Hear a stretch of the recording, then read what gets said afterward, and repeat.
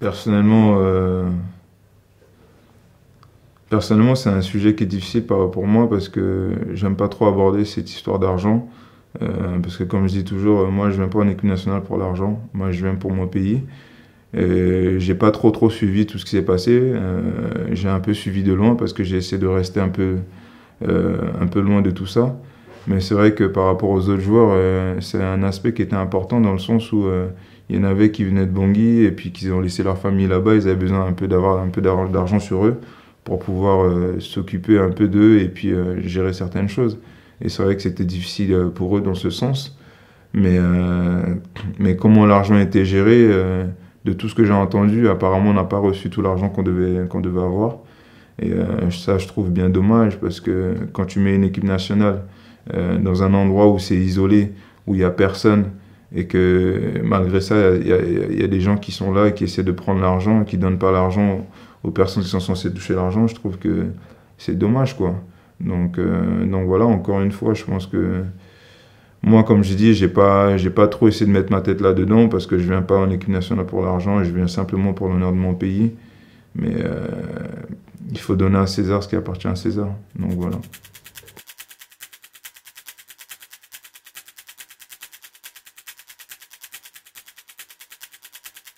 C'est une honte, quoi. C'est une honte nationale parce que je crois que j'ai jamais entendu des histoires comme ça où une équipe nationale qui rate son vol pour un tournoi de basketball et en sachant que 10 jours derrière ça, on avait la CAN qui allait commencer. Enfin, ça te résume la situation, quoi. Ça te résume un peu ce qu'on a vécu.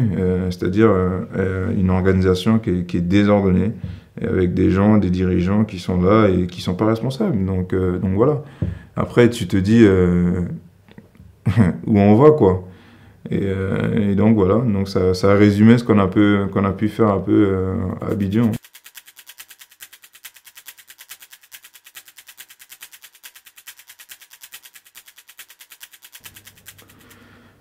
Bon, le match, on a bien débuté. Le match, on a fait une bonne première mi-temps. On a fait une bonne première mi-temps. Et ensuite, en deuxième mi-temps, on a baissé un peu de tir, c'est-à-dire qu'on avait moins d'intensité dans le jeu. Mais je pense que c'est un mal qui était déjà fait avant. C'est-à-dire que avant ce match-là, il y a une période où les joueurs ne se sont pas entraînés pendant une semaine. Et ça, il faut le souligner.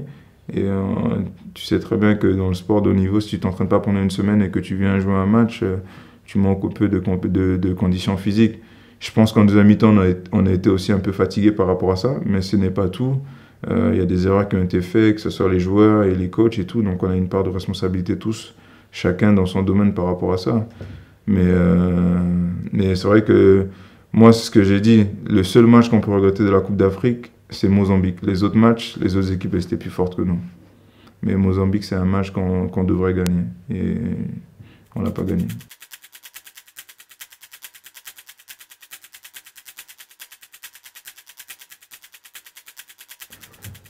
Et tu te dis c'est difficile, quoi, parce que déjà nous on arrive avec 10 joueurs et on n'arrive pas avec les 10 meilleurs joueurs de l'équipe nationale.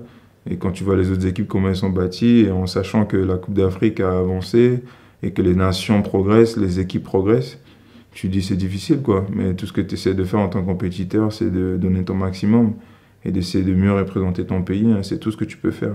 Mais le mal était déjà fait, comme j'ai dit.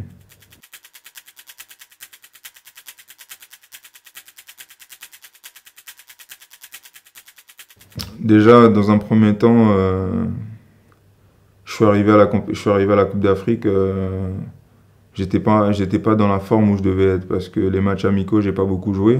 Je me suis pas beaucoup entraîné avec l'équipe parce qu'il y avait le problème d'assurance qui s'est posé.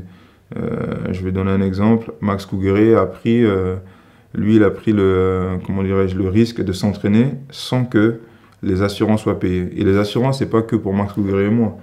C'est un exemple, mais c'est pour tous les autres joueurs.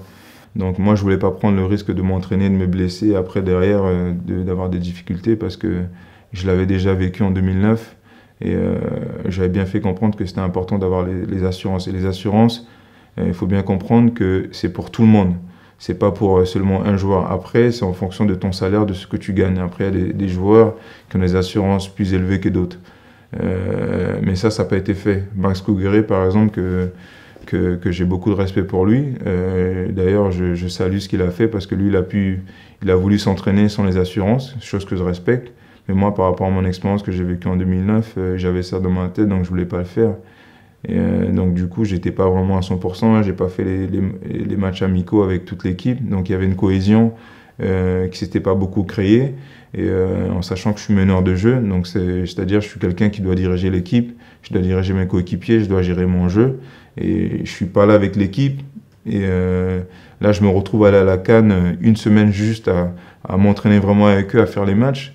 C'est un peu difficile, quoi. C'est un peu difficile. Donc, après, petit à petit, j'étais de mieux en mieux dans le tournoi et ça a pu se voir dans les autres matchs.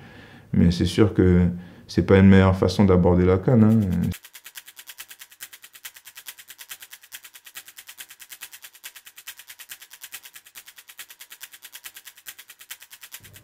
Ben, encore une fois, c'est vrai que même à la Coupe d'Afrique, il y a beaucoup de coachs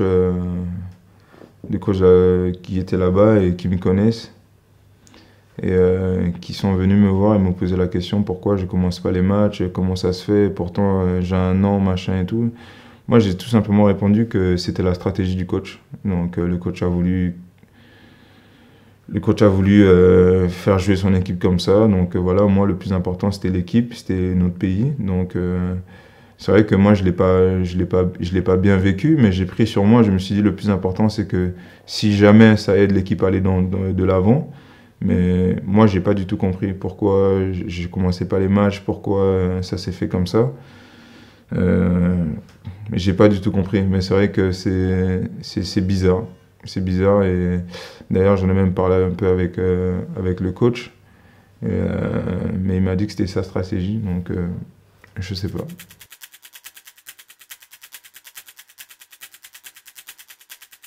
Ben non, je dirais que les résultats ne lui donnent pas raison. Et puis de toute façon, tout le monde l'a vu. À chaque fois que je suis rentré, quand j'ai commencé à être en rythme et tout, ça s'est vu tout de suite. Mais c'est sûr que, je vais être honnête, hein, c'est sûr que Fred il m'a pas permis, au fait, il m'a pas aidé en tant que meneur de jeu de pouvoir bien rentrer dans cette compétition et de pouvoir bien aider cette équipe-là.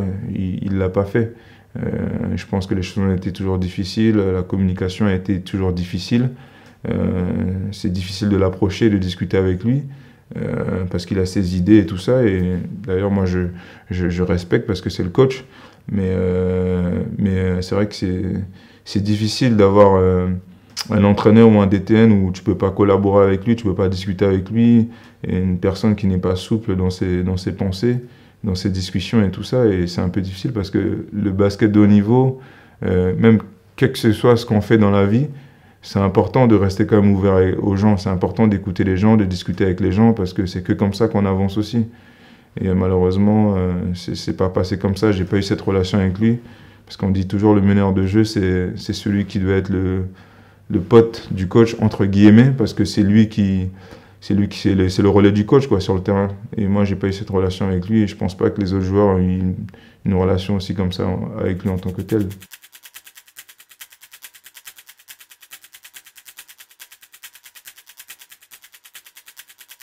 Je crois que j'ai tourné à 25-26 minutes en jeu. J'ai fait 13 points et 5 passes et 3 rebonds, je crois. Voilà les statistiques que j'ai pu avoir cette année.